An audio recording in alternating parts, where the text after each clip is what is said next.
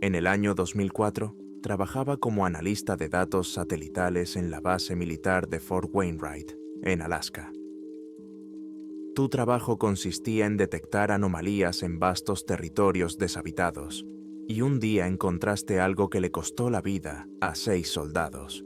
Eso es todo lo que queda en los informes oficiales. El resto está enterrado en archivos clasificados y en tu memoria. Todo comenzó el martes 17 de febrero. Comencé mi turno habitual de 12 horas en el centro de análisis, una sala sin ventanas, tenuemente iluminada por docenas de monitores y con el zumbido constante de los sistemas de refrigeración. Mi tarea consistía en supervisar el sector Bravo 7, una zona de la cordillera Brooks de varios cientos de kilómetros cuadrados. Era una rutina. Comparaba las imágenes recientes de los satélites con los datos archivados del día anterior, buscando cualquier cambio.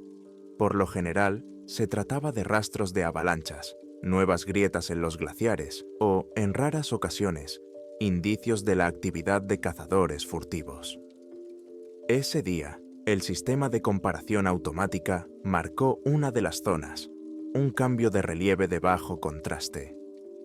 A primera vista, nada especial, pero cuando amplié la imagen, las vi. En la capa de nieve absolutamente lisa e intacta del valle, se veían 3 agujeros perfectamente redondos. Cada uno tenía unos 4,5 metros de diámetro. No estaban dispuestos de forma aleatoria, sino que formaban un triángulo casi equilátero, con un lado de unos 100 metros. La nieve de los bordes no estaba derribada ni aplastada, sino como si la hubiera cortado un taladro gigante. No había rastros de maquinaria que condujeran a los agujeros o salieran de ellos. Tampoco había rastros de personas o animales grandes. Solo 3 agujeros negros en la blancura perfecta. Cambié al espectro térmico.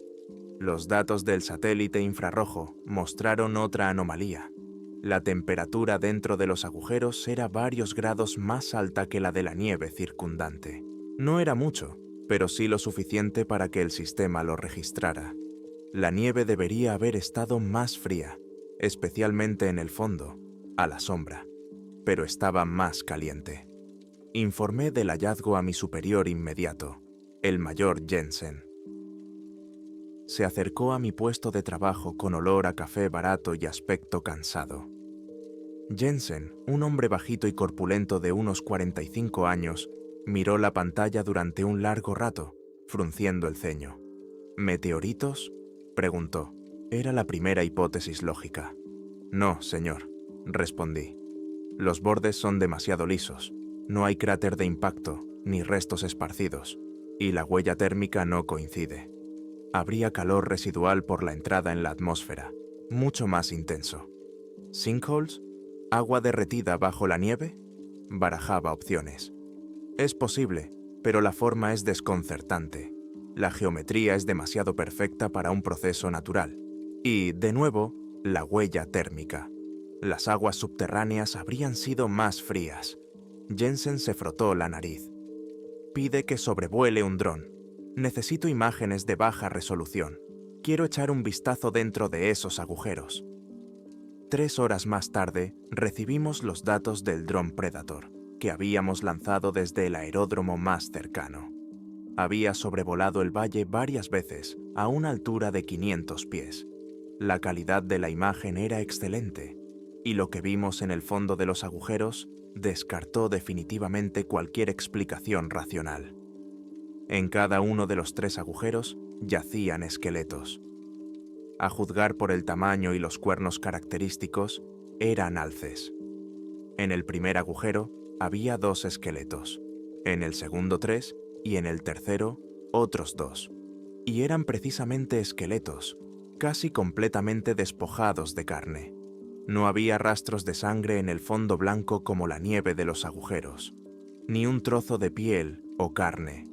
Los huesos estaban intactos, excepto uno. Varios cráneos tenían los cuernos rotos en la base, como si los hubieran arrancado con una fuerza increíble. Alrededor de los hoyos seguía sin haber ningún rastro, ni huellas de patas de oso, o de una manada de lobos. Nada. Era como si hubieran levantado a los animales en el aire, los hubieran devorado hasta los huesos y los hubieran arrojado cuidadosamente en esos hoyos. Jensen miró en silencio las imágenes ampliadas. Su rostro se endureció. Esto había dejado de ser una anomalía geológica y se había convertido en un problema de seguridad.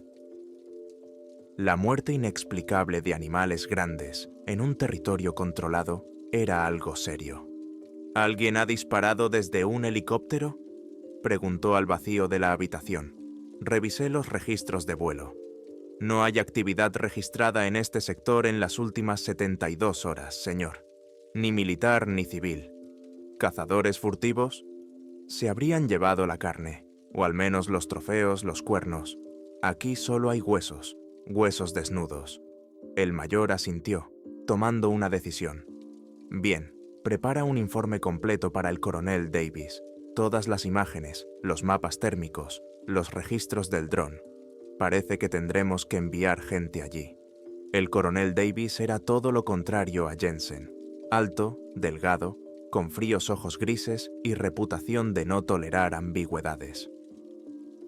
La reunión informativa tuvo lugar en su despacho al día siguiente.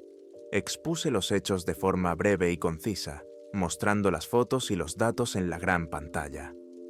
Davis escuchó en silencio, sin interrumpir, con los dedos entrelazados sobre la mesa. Cuando terminé, se quedó unos segundos mirando la imagen de los esqueletos en el fondo del pozo.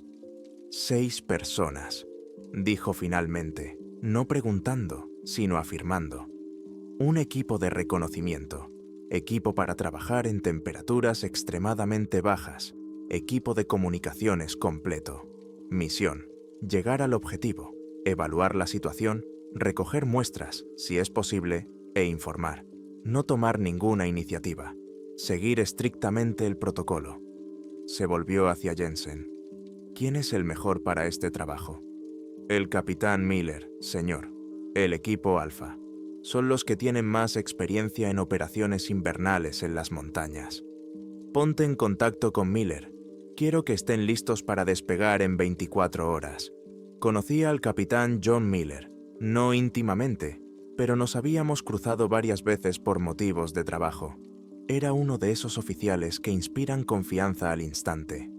Un hombre tranquilo, sensato y muy fuerte físicamente, de unos 35 años. No hacía preguntas innecesarias. Esa misma noche, acudió al centro de análisis para examinar personalmente el material.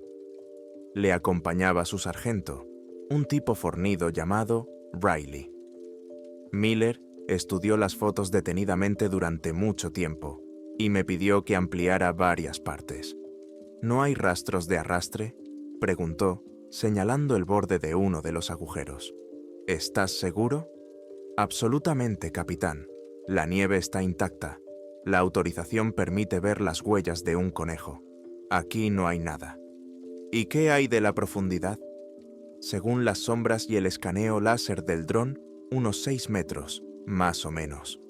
Riley, que hasta entonces había permanecido en silencio detrás de él, resopló.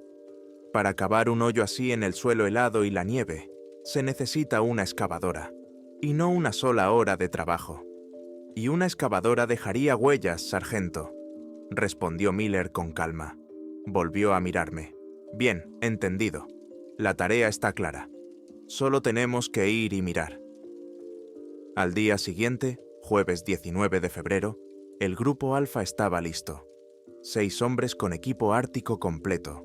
Los llevaron en un helicóptero Chinook al punto de desembarque, a unas 5 millas al este del valle con los agujeros.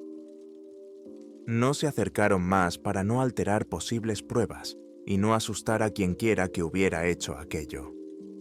El plan era sencillo. El grupo llegaría al lugar en motos de nieve, montaría un campamento provisional a una distancia segura, realizaría un reconocimiento y transmitiría los datos. Tenías 48 horas para todo. Yo estaba en mi puesto, siguiendo su avance mediante las marcas GPS en el mapa. La comunicación se realizaba a través de un canal satelital, protegido y estable. Las primeras horas todo fue normal. Miller se comunicaba cada 30 minutos para informar de la situación. Base, aquí Alfa 1. Avanzamos según el itinerario. La visibilidad es excelente. La temperatura es de menos 22 grados. Todo normal. Sus marcas en el mapa avanzaban lentamente por el espacio blanco, acercándose a los círculos rojos con los que había marcado los agujeros. Bebía café ya frío y sentía cómo la tensión crecía en mi interior. Era irracional. Había visto decenas de cosas extrañas en las fotos, pero esta situación era diferente. Era incorrecta en un nivel fundamental. Aproximadamente 4 horas después del aterrizaje, Miller volvió a comunicarse. Base, aquí Alfa 1. Estamos en el lugar. Vemos la primera anomalía.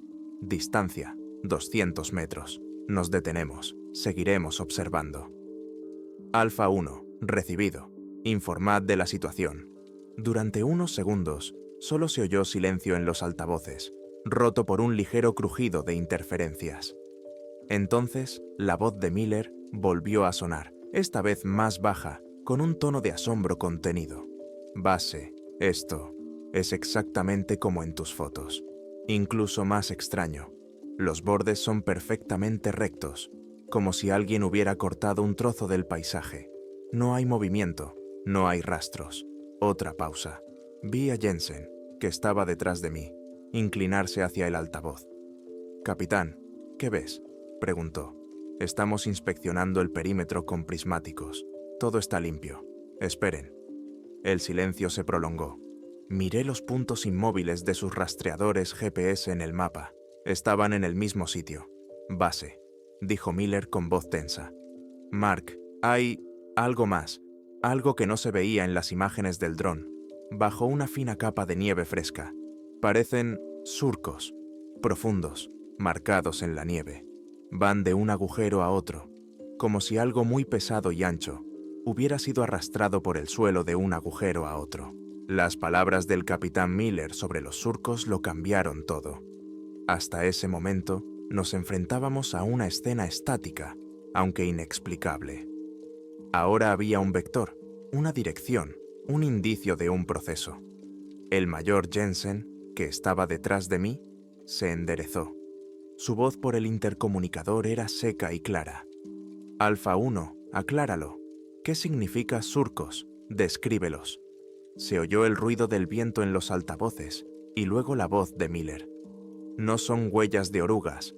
La superficie es lisa, cóncava. La anchura es de unos 3 metros. La profundidad es de medio metro, quizá más, atravesando la capa superior del suelo, como si un trineo gigante hubiera sido arrastrado de un hoyo a otro. Pero no hay rastro de ningún vehículo. No hay huellas delante de las surcos».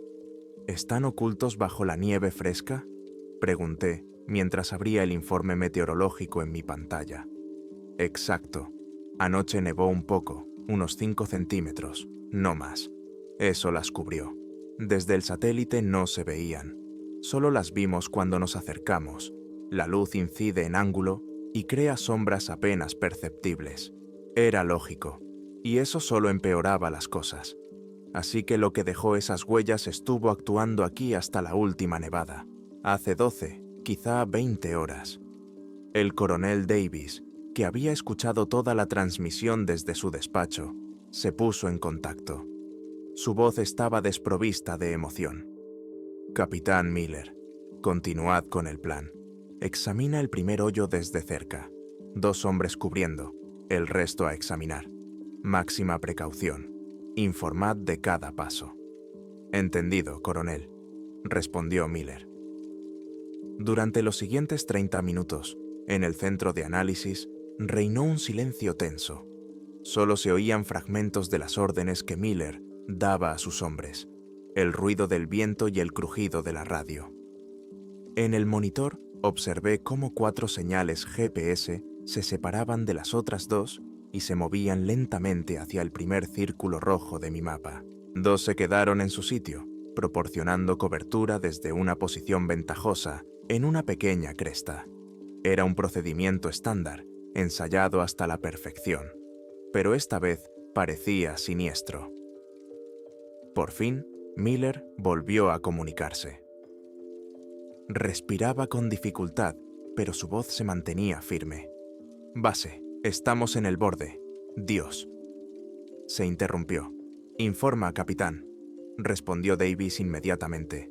«No parece que la hayan excavado. Los bordes están derretidos. La nieve y el hielo del perímetro se han convertido en una capa lisa y vítrea. Se adentra en la tierra. No hay rastros de palas, taladros, nada mecánico. La tierra bajo la nieve también está derretida. Es negra y dura como una piedra. Intentamos tomar una muestra, pero el cuchillo no se clava». Pausa. Se oyó a uno de los soldados decir algo en voz baja a Miller. «Bajamos la cámara con el cable», continuó el capitán. «Queremos ver los huesos más de cerca».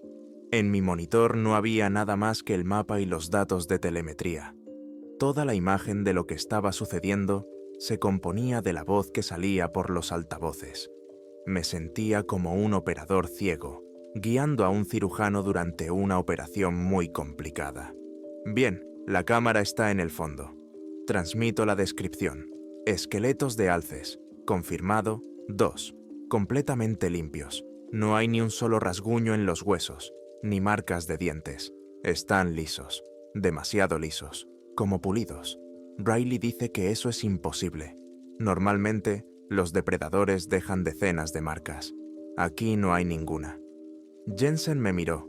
Me encogí de hombros. No tenía ninguna explicación. «¿Qué hay de los cuernos?», pregunté, recordando los detalles de las fotos del dron.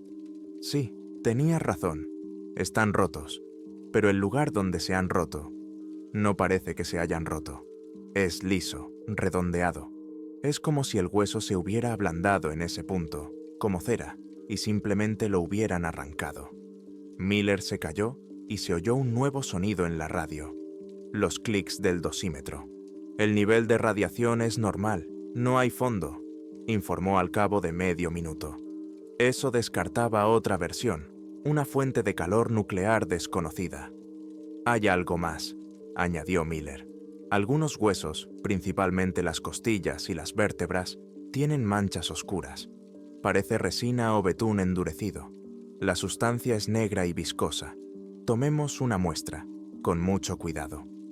Tras recibir la autorización de Davis, el grupo Alfa se dirigió a la segunda fosa, siguiendo un surco ancho y liso, excavado en la nieve. La distancia entre las fosas era de unos 100 metros. Sus marcas en mi mapa avanzaban con lentitud agonizante. Tardaron casi 15 minutos en llegar. Avanzaban con cautela, mirando constantemente a su alrededor. El paisaje que los rodeaba era completamente estático. Un valle blanco, rodeado de picos rocosos y oscuros. Ni un solo sonido, excepto el del viento. Ni un solo movimiento. «Estamos en el segundo hoyo», informó Miller. «La imagen es la misma. Bordes derretidos. 3 esqueletos en el fondo. Todo limpio. Pulido». Iba a continuar, pero el sargento Riley le gritó algo. La voz del sargento estaba distorsionada por la distancia y el viento, pero se percibía claramente su sorpresa. «Base, esperad», dijo Miller bruscamente. «Tenemos aquí otro esqueleto. No es de alce». Mis dedos se paralizaron sobre el teclado. Jensen se inclinó hacia adelante. «Descríbelo, Alfa 1. Es un cráneo, muy grande, y huesos de las patas delanteras, por lo que parece de un oso pardo. Pero eso no es lo importante. Lo importante es lo que hay junto a él. Otro cráneo, blanco, alargado». Riley dice: «¿Está seguro de que es un cráneo de oso polar?». Se hizo el silencio en la sala. Rápidamente abrí el mapa de áreas de distribución. La población de osos polares más cercana se encontraba en la costa del Océano Ártico, a más de 400 millas al norte, más allá de la cordillera Brooks. Un oso polar en este valle era tan imposible como un pingüino. «Capitán, ¿estás seguro?». La voz de Davis sonaba como si se estuviera conteniendo con todas sus fuerzas. «El sargento Riley es un cazador experimentado, señor. Se crió en esta zona. Dice que no puede equivocarse. Y este cráneo también tiene una hendidura en la parte posterior, lisa, quemada. Como la de los alces, la situación se estaba saliendo de control.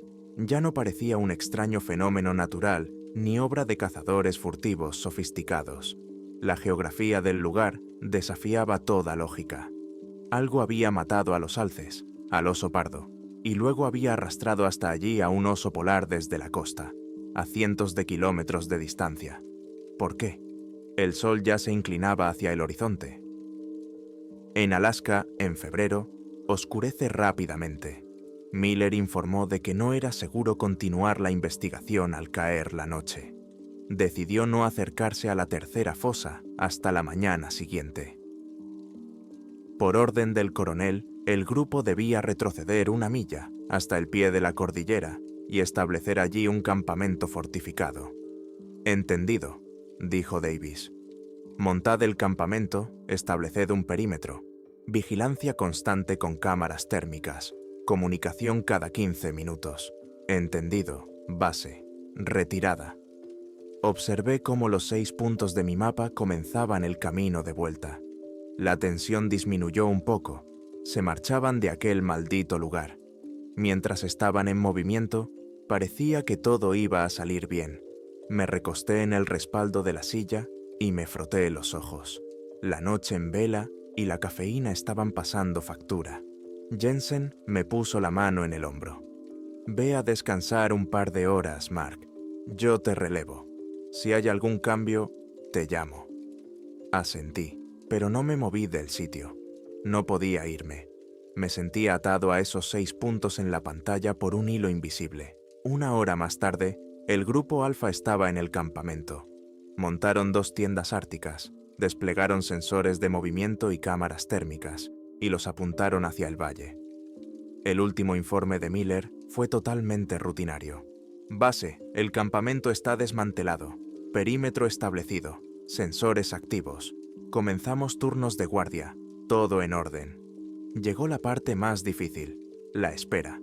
Cada 15 minutos, la radio cobraba vida y el guardia del grupo de Miller pronunciaba la frase en clave: «Base, todo limpio en Alfa». Y así continuó durante casi 2 horas. El cielo en mis monitores, que transmitían imágenes del satélite meteorológico, se volvió negro como la tinta. La temperatura bajó a menos 35 grados. En el valle, donde se encontraban los agujeros, no había ni una sola luz, ni un solo rastro de calor, excepto los que provenían de los propios agujeros. Seguían brillando débilmente en el espectro infrarrojo, 3 ojos cálidos en el frío que lo envolvía todo. A las 22:30, hora local, no se produjo la sesión de comunicación programada. Pasaron 15 minutos en completo silencio. «Alfa 1, aquí base. Recibo», los llamó Jensen después de 1 minuto de espera. «Silencio. Alfa 1, responded. Aquí base. Recibo». El corazón se me paró. Jensen ya estaba marcando el número del coronel. En ese mismo momento, la radio estalló con un estruendo.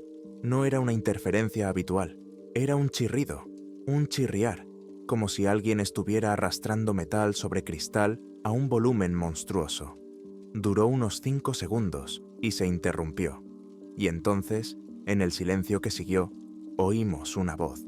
No era Miller, era uno de sus soldados, un chico joven apellidado Carlson. Estaba gritando. No gritaba de dolor, gritaba una sola palabra, jadeando, y en su voz había un terror animal, primitivo, que nunca había oído antes, ni he vuelto a oír desde entonces. «Está dentro. ¡Dentro!». La comunicación se cortó, definitivamente. En el monitor que teníamos delante parpadeó un mensaje en rojo. «Se ha perdido la señal. Las 6 balizas GPS del grupo Alfa se apagaron al mismo tiempo en el mapa».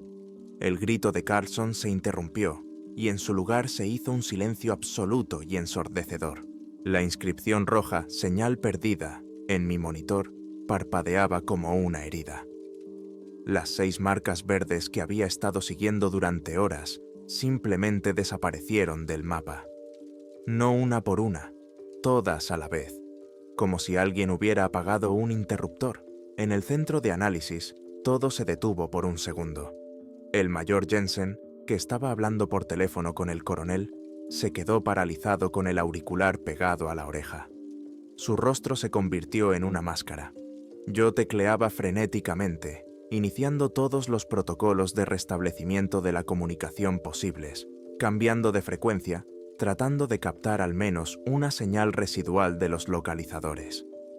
Nada. El canal estaba muerto.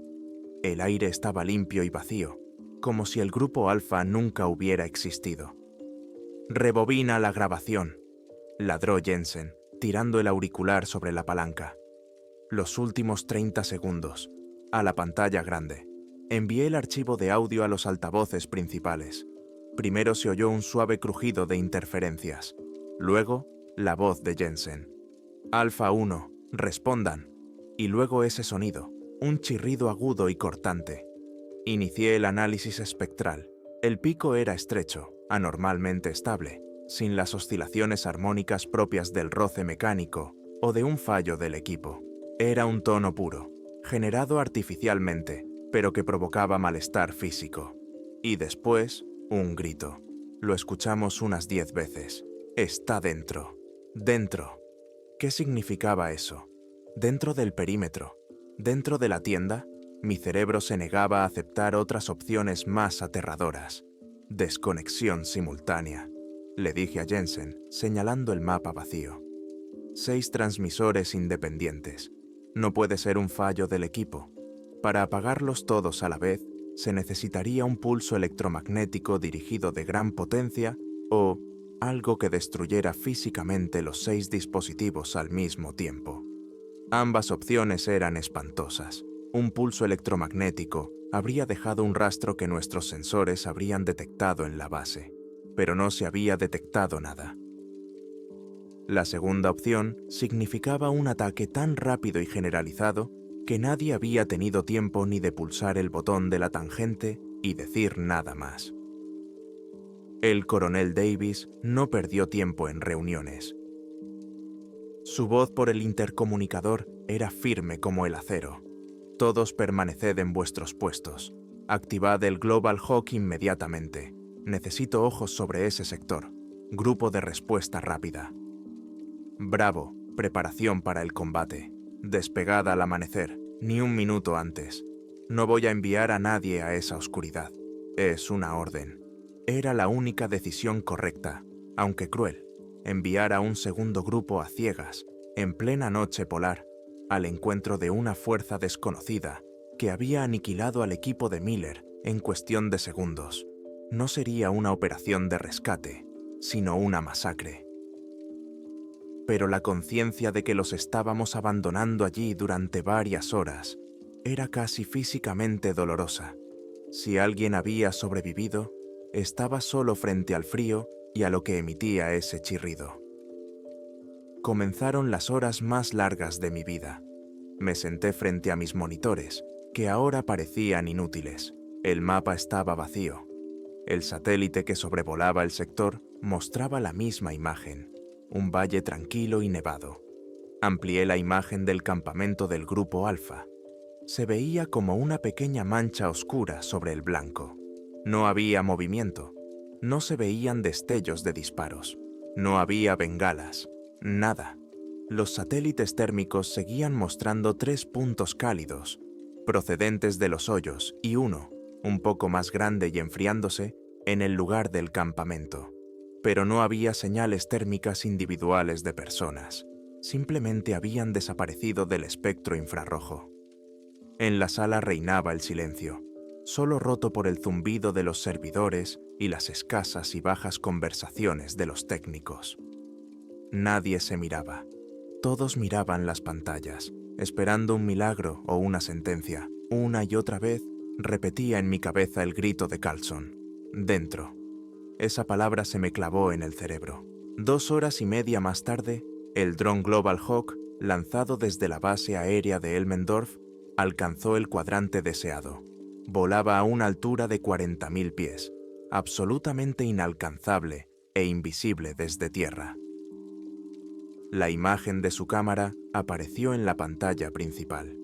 Primero, una vista general del valle, en blanco y negro, en modo de visión nocturna. Todo estaba en su sitio. 3 círculos oscuros que parecían hoyos. Ahí estaba el campamento. Davis ordenó al operador del dron que descendiera a la altura mínima posible y aumentara el zoom al máximo. La imagen se tambaleó y luego se estabilizó. Vimos el campamento. Todos los que estaban en la sala contuvieron el aliento. 2 tiendas de campaña estaban en su sitio, pero estaban cortadas. No estaban rasgadas por las garras de un oso ni perforadas por una explosión. Estaban cortadas con líneas largas y perfectamente rectas, como si las hubiera hecho un bisturí gigante. Un corte atravesaba toda la tienda en diagonal. El segundo abría el techo como una lata de conservas. Junto a las tiendas yacían objetos personales, sacos de dormir, también cuidadosamente cortados. Equipo esparcido. Una de las motos de nieve estaba cortada por la mitad, exactamente por el centro. El metal y el plástico del corte eran lisos. Pero lo más terrible no era eso. Lo más terrible era lo que no había allí. No había cadáveres, ni uno solo. No había sangre. En la nieve blanca, que en la visión nocturna parecía casi deslumbrante, no había ni una sola mancha oscura. 6 personas, un ataque feroz, a juzgar por el estado del campamento, y ni una gota de sangre. «Registrad los agujos», ordenó el coronel Davis con voz apenas audible. «Empezad por el tercero, el que no alcanzaron». El operador dirigió la cámara del dron hacia el más lejano de los 3 círculos. La imagen se acercó, asomándose a la oscuridad de 6 metros. En el fondo, como era de esperar, yacían huesos, esqueletos de alces, igual de limpios y blancos. Pero entre ellos había algo más, algo hecho por el hombre. Era una pala de zapador estándar, parte del equipo de cada soldado. Estaba doblada, no solo doblada, sino curvada en una U perfecta. El mango y la punta metálica estaban suavemente doblados juntos, como si alguien la hubiera cogido y la hubiera doblado por la mitad sin esfuerzo, como un trozo de alambre blando. Nos quedamos en silencio. Era una demostración de fuerza, una fuerza increíble, concentrada y absolutamente ajena. En el este ya amanecía, una pálida franja gris en el horizonte prometía el amanecer. El grupo Bravo ya estaba sentado en los helicópteros, esperando la orden de despegue. Seguí escaneando la imagen del dron, cambiando entre los modos óptico y térmico. Una y otra vez examinaba los surcos que unían los agujeros, y entonces lo vi. El sol bajo de la mañana proyectaba largas sombras, revelando las más mínimas irregularidades del relieve. Y esas sombras mostraron lo que era invisible por la noche. Desde el triángulo formado por los 3 agujeros se extendía otro surco. La cuarta no conducía a un nuevo hoyo. Se dirigía directamente hacia el norte, hacia los picos impenetrables y cubiertos de glaciares de la cordillera central de Brooks. Y este surco era diferente, era reciente. No tenía la fina capa de nieve que cubría las otras 3. Su fondo era oscuro, dejando al descubierto la tierra helada. Había sido hecha la noche anterior, después de que el grupo de Miller acampara. Después de que dejara de nevar, puse la imagen en la pantalla principal. «Señor», me dirigí al coronel. «Mire». Davis, Jensen, todos los que estaban en la sala se quedaron mirando la pantalla. El silencio duró varios segundos. Todos comprendieron lo que significaba. La masacre en el campamento no era el final, solo era un episodio. Algo había llegado, había hecho su trabajo y se había ido. Y ahora teníamos su rastro, un rastro fresco que conducía al corazón de la selva de Alaska. El rastro que conducía al norte se convirtió en un punto de no retorno. Hasta ese momento, la operación aún podía considerarse una operación de búsqueda y rescate, con elementos de investigación. Ahora se había convertido en una persecución. El coronel Davis no dudó ni un segundo. «Capitán Evans». Su voz rompió el tenso silencio del centro de control. «El grupo Bravo despega inmediatamente. 2 helicópteros Chinook para el transporte y un Apache para cobertura aérea. Tu misión es doble. Primero, realizar un examen rápido pero minucioso del campamento del Grupo Alfa.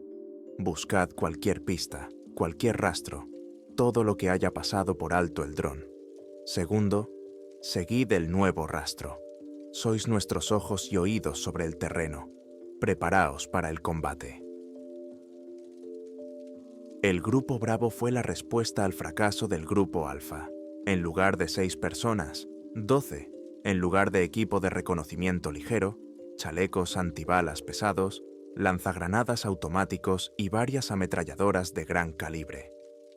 La lógica militar es simple. Si tu fuerza no es suficiente, la duplicas. 40 minutos después, los helicópteros ya estaban sobre el valle. Observé el desembarco a través de la cámara del Apache, que volaba a 1000 pies de altura. 12 figuras con camuflaje blanco de invierno descendieron rápidamente por cuerdas y formaron un círculo defensivo. Todo sucedió rápido, coordinado, como en un simulacro. Pero no era un simulacro. Observé cómo se acercaban a las tiendas de campaña destrozadas y sentí un frío glacial que no tenía nada que ver con el clima de Alaska. El capitán Evans, comandante del Bravo, era un hombre de otro tipo que Miller, más brusco, pragmático, especialista en operaciones de asalto. Su voz por la radio era seca y profesional cuando comenzó a informar. Base, aquí Bravo 1. Estamos en el campamento. La situación coincide con los datos del dron. Los cortes en las tiendas y el equipo no son mecánicos. Los bordes son lisos, ligeramente fundidos. La temperatura del metal en el corte de la moto de nieve es un par de grados más alta que la temperatura ambiente, como si lo hubieran cortado con algo al rojo vivo. Esto confirmaba nuestra teoría sobre el efecto térmico. No hay sangre, no hay casquillos, no hay signos de lucha. No parece una pelea, parece una limpieza. Evans se calló un momento. Se oyó como daba una orden a uno de sus hombres. Hemos encontrado algo, continuó. En los bordes derretidos de la tienda se ha encontrado la misma sustancia negra y viscosa que el capitán Miller describió en los huesos. Se ha tomado una muestra. Y otra cosa más. Hemos encontrado la pistola de Miller, su arma personal, una Beretta. Estaba en la nieve, a la entrada de su tienda.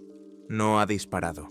El cerrojo y el cañón están retorcidos en espiral, como si alguien la hubiera cogido y exprimido como si fuera un trapo mojado. Cerré los ojos. Otra demostración de fuerza, desprovista de todo sentido, salvo uno, mostrar la absoluta impotencia del hombre y su tecnología. No había ningún objetivo en romper el arma. El objetivo era demostrar que se podía romper. La inspección del campamento no duró más de 20 minutos. Al no encontrar nada que indicara el destino o la ubicación del Grupo Alfa, Evans recibió la orden de seguir adelante.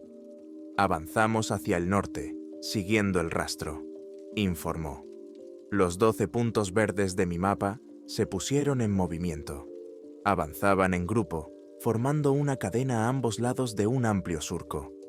El Apache volaba en cabeza, a muy baja altura, con su cámara escaneando el camino. El rastro era aún más extraño de lo que parecía desde el aire. Evans lo describía en tiempo real. La superficie del surco es dura y resbaladiza, como el hielo, pero no es hielo. Es tierra y piedra compactas. Es imposible caminar por ella. Nos movemos por los bordes. El rastro no se desvía. Sigue en línea recta. Atraviesa colinas y barrancos. No rodea los obstáculos. Yo miraba el mapa y lo veía. La línea que trazaban las marcas del Grupo Bravo era casi perfectamente recta. Se adentraba en las estribaciones, ignorando el relieve. Fuera lo que fuera, no caminaba sobre la tierra. Se abría camino a través de ella. Cuanto más se alejaban, más complicado se volvía el terreno. El valle abierto dio paso a cañones estrechos y sinuosos y a empinadas laderas rocosas. A los helicópteros les resultaba más difícil proporcionar cobertura. Los Chinook regresaron a la base y solo quedó el Apache, pero incluso este tenía que mantenerse más alto para no chocar contra las rocas. El grupo Bravo se adentraba cada vez más en un territorio salvaje y desconocido. En el centro de control, la tensión alcanzó su punto álgido. Volvimos a mirar los puntos en movimiento, volvimos a escuchar los informes y la sensación de déjà vu era insoportable. Amplié el mapa en mi monitor, tratando de adivinar a dónde conducía el rastro. Se dirigía hacia un enorme complejo rocoso que los lugareños llamaban la columna vertebral del diablo, un amasijo de picos negros y erosionados. Justo en ese momento, el operador del Apache transmitió: «Base, tengo contacto visual con algo. Delante, a las 12 en punto. Parece una cueva». La cámara del helicóptero amplió bruscamente la imagen. En la pared escarpada de uno de los picos, a una altura de al menos 300 pies desde la base, se veía un hueco negro. La entrada a la cueva, ancha, de unos 30 pies de diámetro. Absolutamente inaccesible. No había salientes ni senderos que condujeran a ella. «Rastro de calor», añadió el piloto. «De la cueva sale un ligero calor. Es más cálida que la roca circundante». Todos me miraron.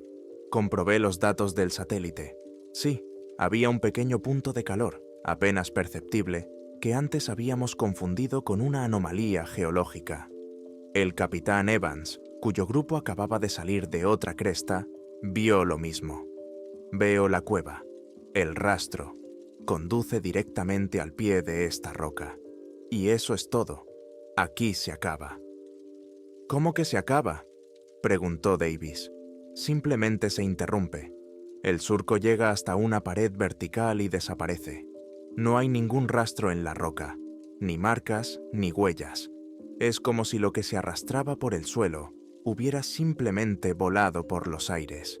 Era un callejón sin salida lógico.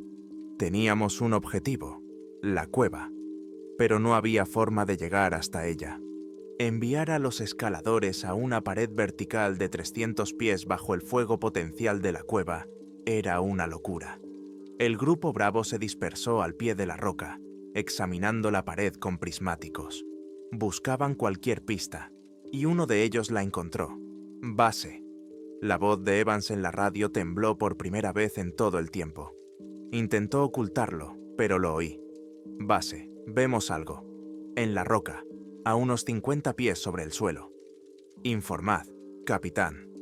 Se produjo una larga pausa.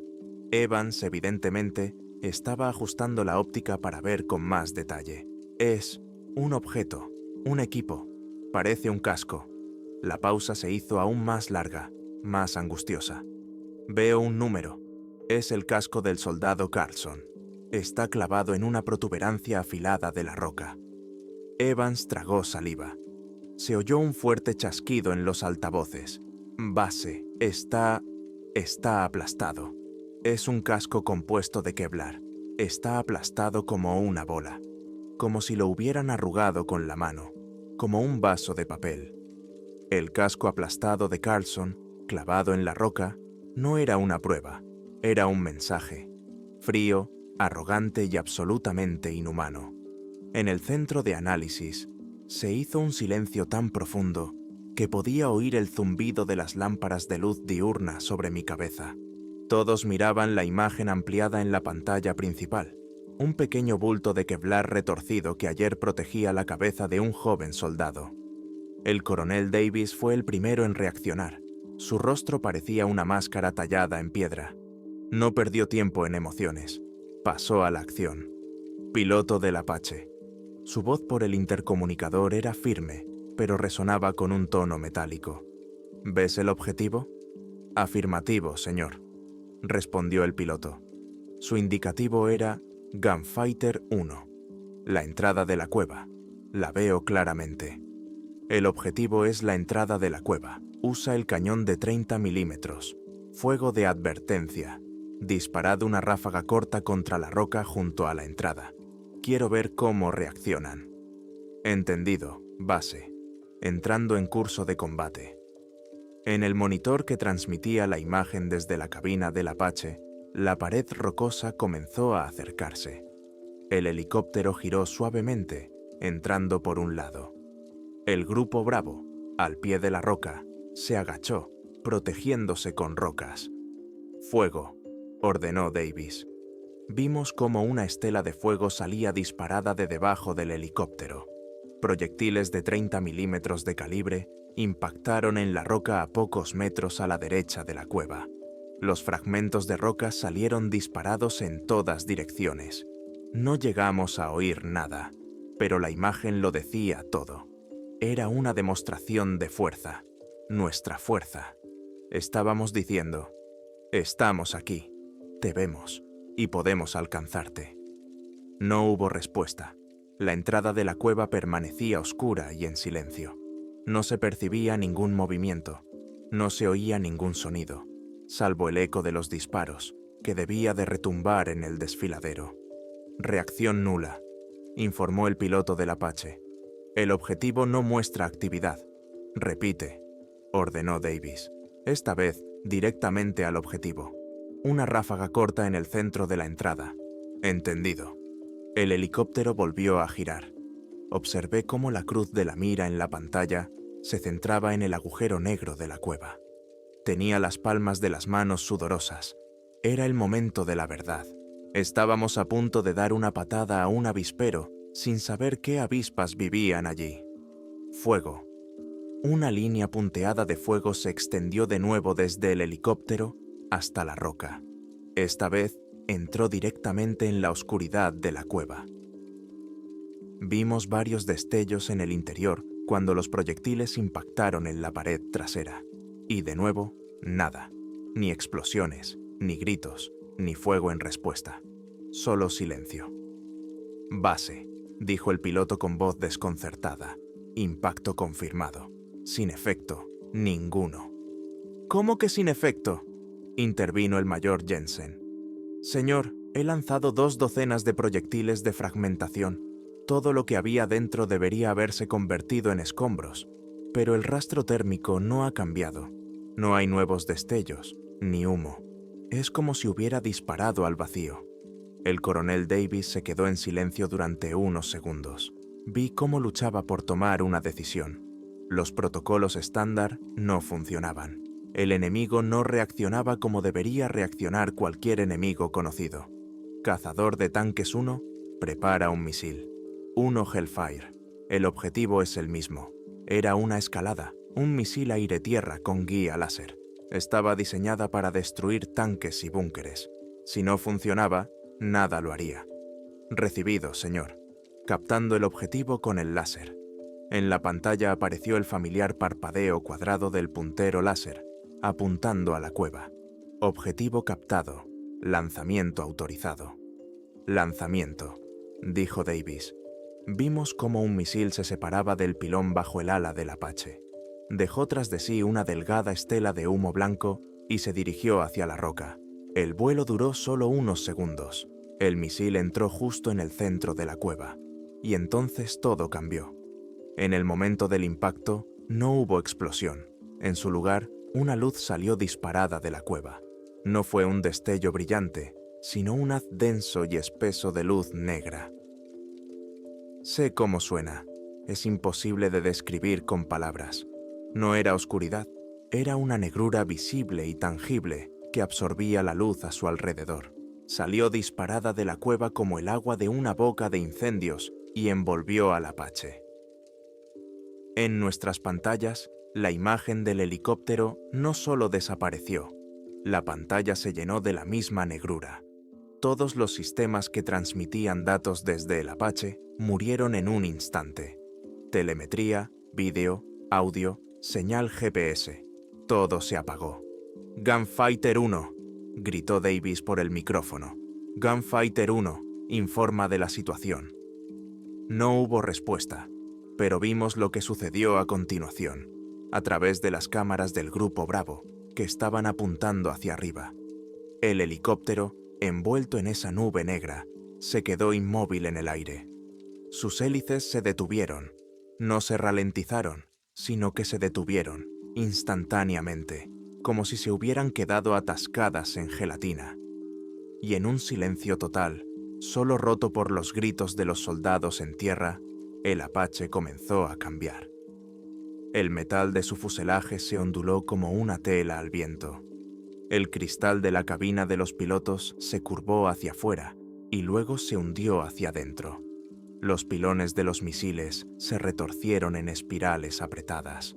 La cola se partió por la mitad con un crujido seco e inaudible que se oyó incluso a distancia. Todo el helicóptero, una máquina de combate de varias toneladas de acero y materiales compuestos, se arrugó y se deformó como una botella de plástico en la mano de un gigante. Todo duró menos de 10 segundos, y luego la luz negra se retiró a la cueva tan rápido como había aparecido, y no quedó nada en el cielo. El helicóptero no explotó, no cayó al suelo, simplemente desapareció, junto con los 2 pilotos que había dentro. Se disolvió en el aire, dejando tras de sí solo unos pocos restos que caían lentamente sobre la nieve, demasiado pequeños para poder identificarlos. En tierra reinaba el caos. Oíamos los gritos del capitán Evans, que intentaba restablecer el orden. Los soldados del Grupo Bravo, veteranos curtidos en 1000 batallas, gritaban horrorizados. Acababan de ver cómo las leyes de la física eran violadas y echadas por tierra. «¡Base! ¿Qué ha sido eso? ¡Base! ¡Responded!», gritaba Evans con voz quebrada. «¡Ha destruido el Apache! ¡Lo ha borrado del mapa!». El coronel Davis permanecía inmóvil, mirando la pantalla en blanco. Su rostro estaba ceniciento. Había perdido. Todos habíamos perdido. Nos habíamos topado con algo contra lo que no teníamos ni armas ni conocimientos para luchar. Y en ese momento de horror y confusión, vi movimiento en mi monitor. En el mapa, uno de los 12 puntos verdes del Grupo Bravo, el que estaba más cerca de la base del acantilado, comenzó a moverse. No retrocedía hacia el resto del grupo. Se movía hacia arriba, directamente por la pared rocosa. Rápido, muy rápido. «Señor», grité, «tenemos movimiento. Uno de los combatientes está trepando por la roca». «¿Qué diablos?», gruñó Evans al oírlo por el canal común. «Nadie está trepando. Estamos todos aquí, todos en sus puestos». Rápidamente pasó lista. Los 12 respondieron. Todos estaban al pie de la roca, pero la marca seguía avanzando por la pantalla, acercándose a la entrada negra de la cueva. «Es imposible», susurró Jensen. «Entonces, ¿de quién es la baliza?». Y entonces lo comprendí. No era su baliza, era una de las 6 balizas del Grupo Alfa. Se había activado de nuevo, y se estaba moviendo. Alguien o algo del grupo desaparecido de Miller estaba allí, dentro, y se estaba elevando hacia la cueva. O, lo que era aún más aterrador, estaba descendiendo desde allí hacia ellos.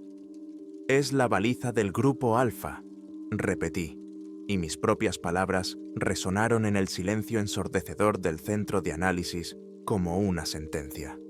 «La señal pertenece al sargento Riley. Se ha activado». En tierra, el capitán Evans pareció no comprender inmediatamente lo que había dicho. Su realidad acababa de dividirse en un antes y un después. Había visto cómo un helicóptero de combate era borrado de la existencia. Su mente se negaba a aceptar la nueva y aún más absurda información. «¡Imposible!», gritó por la radio con la voz al borde de la histeria. «Sus balizas están muertas. Hemos comprobado las frecuencias». «Acaba de activarse, capitán», respondió fríamente el coronel Davis, tomando el control de la situación. «Y se dirige hacia vosotros, desde arriba, todos a vuestros puestos. Fuego a discreción contra cualquier objetivo que baje del acantilado». Se dio la orden, pero pude ver el pánico en los rostros de los combatientes del grupo. Bravo a través de las cámaras de sus cascos. Disparaban hacia arriba, en la oscuridad. Pero, ¿a qué disparaban? ¿A un punto en el mapa? ¿A un fantasma? Su fuego era desordenado, asustado. Las balas trazadoras rebotaban en la roca, iluminándola por instantes, y en uno de esos destellos lo vieron. Era una figura humana con un camuflaje blanco de invierno. Bajaba por una pared totalmente vertical y lisa desde la cueva. No utilizaba cuerdas ni equipo. Simplemente se movía hacia abajo, agarrándose a la roca como si la gravedad fuera solo una recomendación. Sus movimientos eran incorrectos, espasmódicos, como los de una marioneta. La cabeza de la figura estaba inclinada en un ángulo antinatural. Era el sargento Riley, más bien, lo que quedaba de él. «Alto el fuego», ordenó Evans. Los soldados se quedaron inmóviles. Observaban cómo el cuerpo de su compañero del grupo desaparecido descendía cada vez más. Era tan lento, tan ostentoso, que el horror dio paso al estupor. «Base». La voz de Evans era ahora suave, llena de perplejidad. «Es Riley. Veo su cara, pero está muerto. Tiene los ojos abiertos, pero están vidriosos. Y está cubierto de una sustancia negra. Se le sale por debajo de la ropa, por los dedos». La figura de Riley llegó hasta el saliente donde estaba clavado el casco abollado de Carlson. Se detuvo, inclinó la cabeza, como si lo estuviera examinando, y luego extendió la mano y quitó el casco de la roca. Observamos en completo silencio, a través de la óptica de uno de los francotiradores del Grupo Bravo. El cuerpo de Riley sostenía el Kevlar destrozado en la mano, y luego comenzó a apretarlo. Vimos cómo sus dedos, cubiertos de una mucosidad negra y brillante, se hundían en el material compuesto. El casco, ya convertido en un bulto, se arrugaba aún más, haciéndose cada vez más pequeño, con un crujido sordo que resonaba en el aire helado. Eso rompió el estupor. «¡Fuego!», gritó Evans. 12 cañones abrieron fuego contra la figura. Esta vez no fue un fuego frenético, sino concentrado y torrencial. Las balas salían disparadas de la roca que rodeaba el cuerpo de Riley. Varias balas dieron en el blanco. Vimos cómo penetraban en el cuerpo, dejando agujeros oscuros en el camuflaje blanco. Pero no hubo sangre ni reacción. La figura ni siquiera se estremeció. Simplemente siguió apretando el casco. Cuando el casco se convirtió en una bola del tamaño de un puño, la figura abrió los dedos.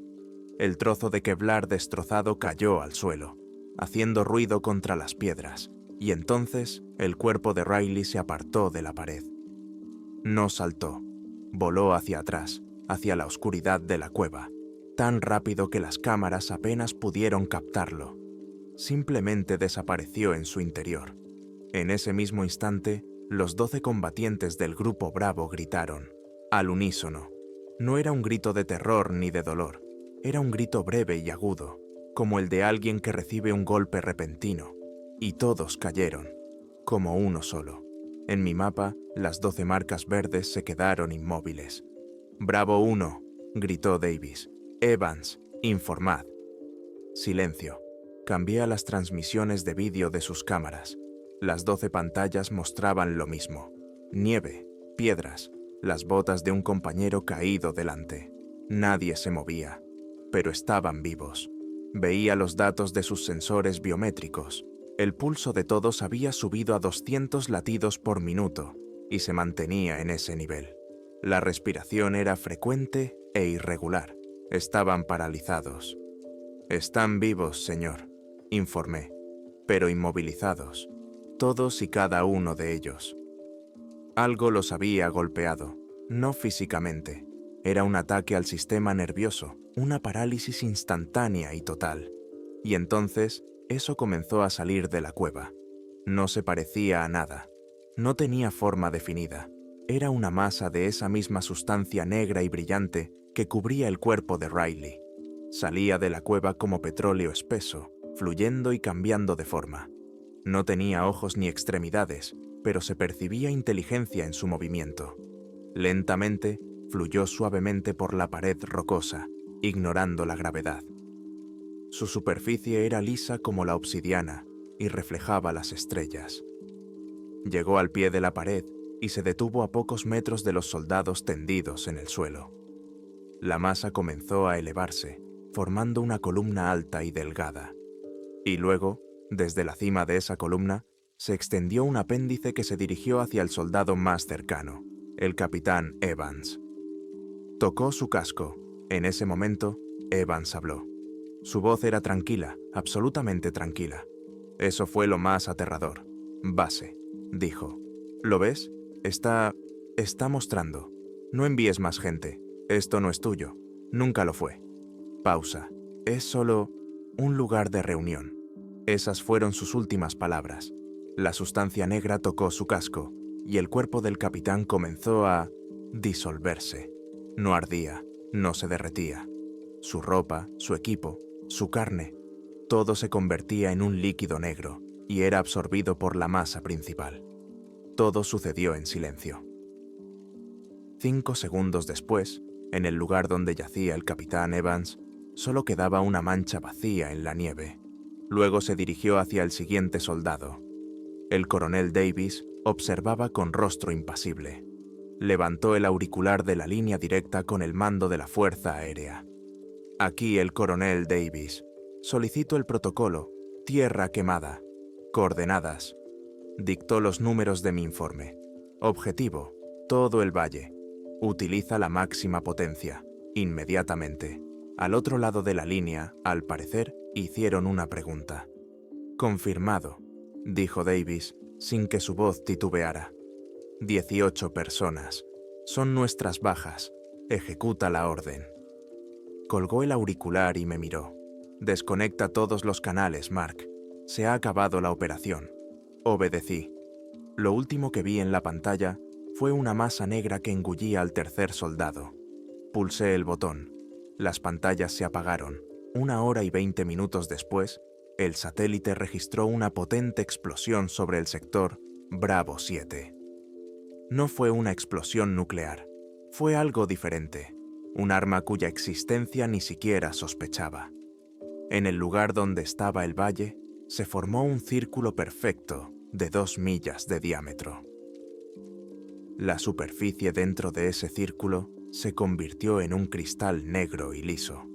El informe oficial decía que 2 grupos de fuerzas especiales, con un total de 18 personas, habían desaparecido sin dejar rastro durante unas maniobras en condiciones meteorológicas extremas. Se les dio por muertos. No se encontraron ni los cuerpos ni el equipo. Renuncié al ejército 6 meses después, pero conservé una copia de aquella última imagen de satélite. A veces la miro, esa enorme mancha negra y vidriosa en medio de la nada de Alaska. Todo en ella es perfecto. Los bordes son perfectamente redondos. La superficie es perfectamente lisa. Todo, excepto una cosa. Justo en el centro del círculo, en su punto más profundo, se ve un detalle minúsculo, apenas perceptible. No es una grieta, no es un defecto de la imagen, es un surco, delgado, como un arañazo. Comienza en el centro y se dirige hacia el norte. Atraviesa el vidrio fundido, como si algo hubiera salido del epicentro de la explosión y simplemente hubiera seguido avanzando.